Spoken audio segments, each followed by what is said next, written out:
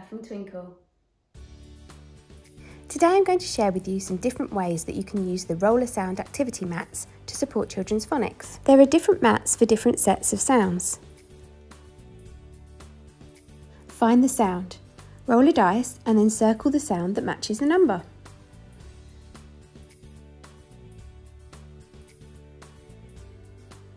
You could turn this into a game of bingo. How quickly can children fill their whole sheet? Look, say, cover, write, check.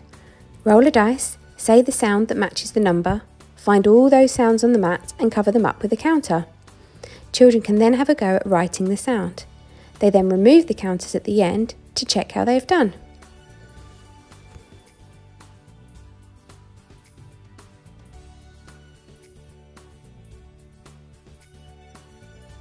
Making words.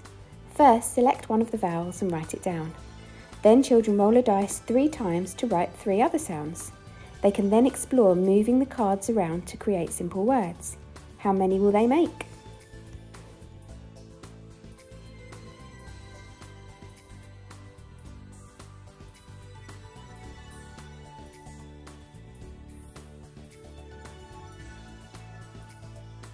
Four in a row.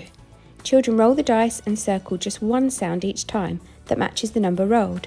How long until they get 4 sounds in a row?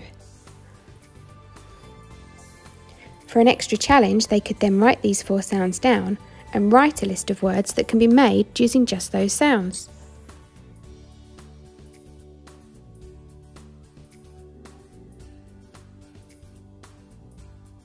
Thank you for watching. I hope you enjoy the activities.